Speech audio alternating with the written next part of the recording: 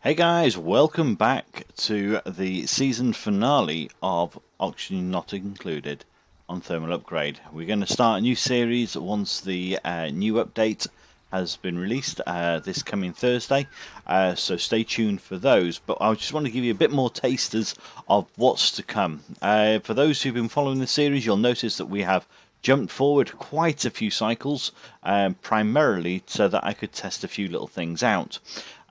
So as I talk through the updates that are coming on the new release, I'll just talk you through what we've actually been achieving in this rocky system. I'm going to put that onto slow speed, just so that actually no, normal speed, so that things don't run away with us while we're talking through it. So just looking at the base to start with, you'll notice that nearly all the beds, yes, actually all the beds are occupied. And we have now got a population of 23. Now, one thing that I never really thought about how it would really affect it by introducing so many additional dupes in such a short time was how the oxygen was going to become a problem and the food. So we had a lot of problems with the diets for our dupes, and I think I've still currently got them set to 1,000 calories because it isn't over yet. So while we're actually on this screen, there is going to be a new details within here on the vitals, which will actually start showing you the health of each of your dupes, so you can then decide as and when you want to put them onto the Medicart or in a rejuvenator system. And if you're like me and you hate having to constantly harvest, there's going to be a new ability to auto harvest on your planter boxes. So as you can see at this moment in time, I'd do that to 9 would help. You actually might get it done properly. Last time we were looking at this storage location here for our food to try and create a refrigerated and sterile atmosphere. Now it has taken a very long time for this to actually happen. I'm absolutely gobsmacked how long it has taken. So it's a case of moving forward. I can't see a great advantage to having this opposed to having the carrots next to, or weeseworts next to a ration box, and as long as I maintain the temperature down there. I've just dug this all out, so these carrots are very new, so that will actually do the same job as this, but you won't have to be putting a pump in, a filter, and everything else that goes along with it. So that is going to make things a lot easier. Also, to be able to plant weeseworts in the ground, or to improve the way you have to deal with the weeseworts, we're going to be able to start putting those in vases. So we can just plant a flower vase and then put a weesewort in it. So that's going to make a massive difference to how easy it is to manage these weeseworts, but then obviously they will be a little bit taller as well. You can probably see at the very top there we have a large number of hamster wheels. Well, we were talking about it on the last episode that I needed to actually make some serious changes to how the electrical systems were working. So let's just have a quick scanner here. At the moment I have got 4 different circuits, so 3 dupes running on a couple of batteries that are looking after the oxygen production side of things. Then I've got a further 3 that are looking after the gas pumps for half. Another, well, actually there's probably yeah, there's more on this one.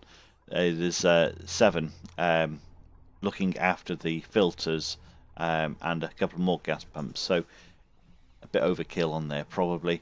And then in the middle we have got 5 dupes that are looking after our fertilizer makers on the other side of the base.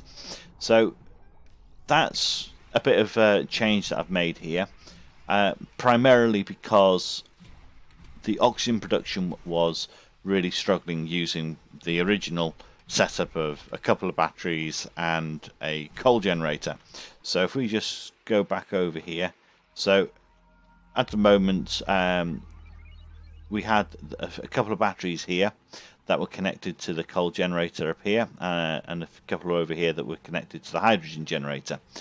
I've changed all that around to try and simplify the process for batteries and how to cool them effectively, and how to keep them topped up, etc.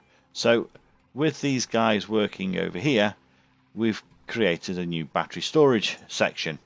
Now I've got my geysers here and another one at the top up here, so you would imagine that this would get very, very warm.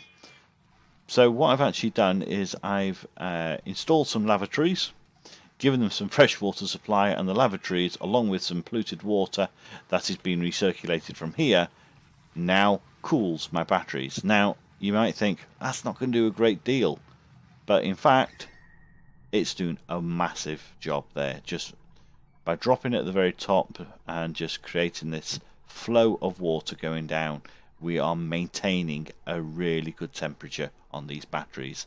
I am very pleased with that. Even so close to a geyser, it's still maintaining it, and it's not being affected too much because we've been able to shelter it as well. So I'm really pleased with that. I'll just show you the plumbing overview.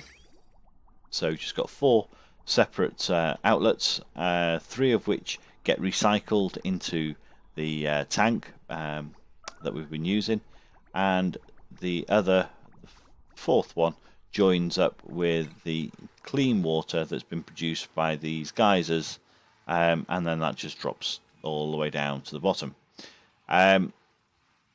With that in mind, you may have really seen on the previous episodes that we had a lot of ice forming.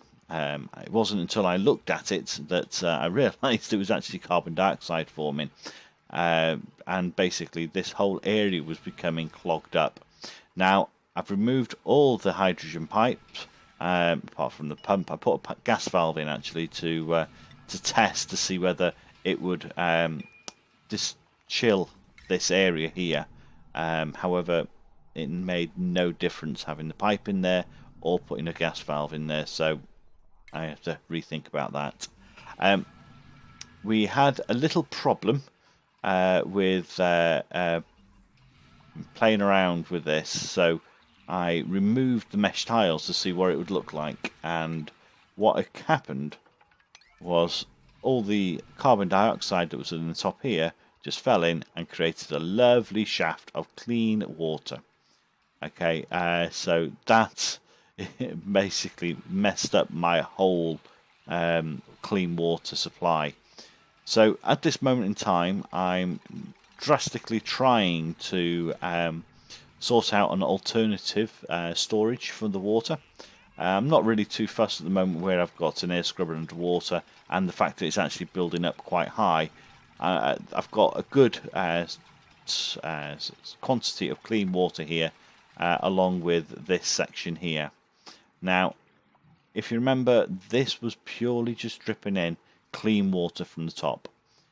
So we have got a lot of polluted water in here, which is basically melted from the polluted ice that was inside. So that's why I've got half and half. So I'm trying to use up that polluted water to run both the water purifiers, and I was actually considering chucking it up into manage these fertilizers makers, because I was having a real problem with manufacturing enough. So once this water's gone, I'll just rewire it up to this pump and this one, so that it gets filtered out, and we'll send it down there as well. So with the fact that I had a lot of problems with water, I've started digging out, excavating out this area here. So we've got down to the bottom, so we're getting quite a bit of clean water down here, and the idea is just to open this whole section up within this cavity, so we'll capture that geyser, and then we'll start letting everything else drop down into there. So I'll open that up to let that water run out, and then I will divert the oxygen production water from here to the tank, while that water gets mixed up, so it'll make things a little easier. to try and manage the food production with the fertilizer makers, I've put in this little airlock system. So it's the 3 airlocks, ideally so that the dupes will remove the fertilizer from here, put it into there, and then they'll go back down, and then it'll be a different dupe that will come in to collect the fertilizer for the bristle blossoms. That's my hope anyway. So we're going to see how that will pan out. Just so you're wondering what's going on here, I figured that I needed to get more food production, and I wanted to try and keep it in here. So what I'm looking to do is I've taken out all the masterpieces, and I'm going to lower it all down. The decor is going to be horrendous, because these things only give off, what is it they give off? Yeah, the whole area is only 10. So the bristle blossom gives off plus 75, but you've then got the gas permeable tile that's affected, and also the planter boxes that affect it as well. So I'm not really too fussed on that, because the idea is that the dupes will come down and collect their food from down here. But I'm going to also rip out all this lot and redo it so that I've got a similar source of operation down here, so I can utilize this whole area for my food operations.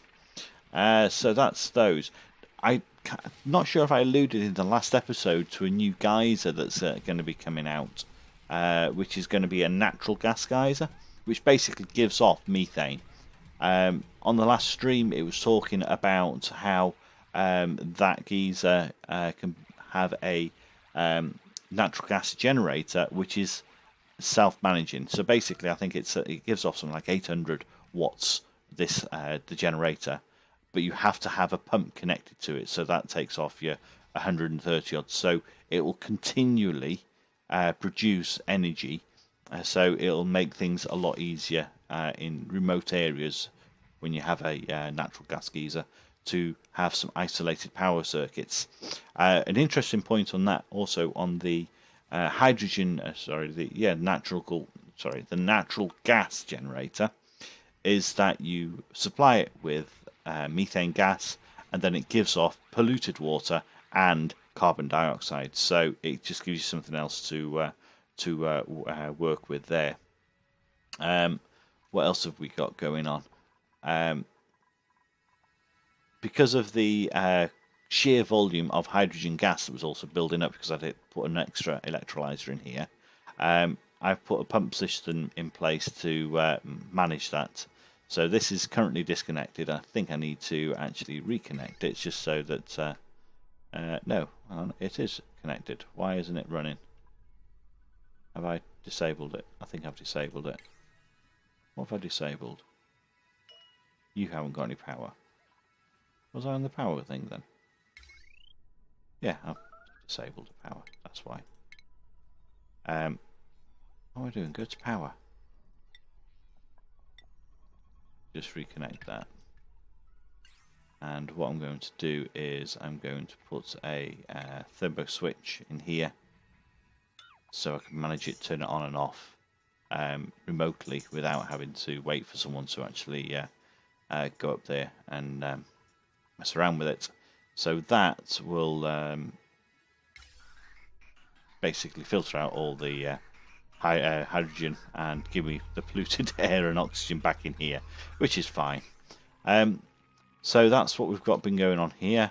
I've done nothing further down this section, and I have been busy digging out this area here, looking to try and install some additional fertilizer makers down here. However, I've put them on the other side so it's closer.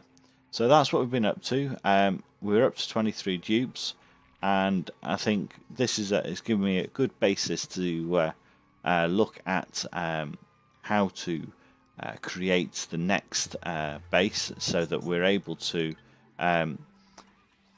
be fully utilized. I think there's a few changes that I would actually make to how I make it, so you'll have to just wait and see what's to come up. So thank you for watching this series, and we'll see you on the next one. That's Murphy out.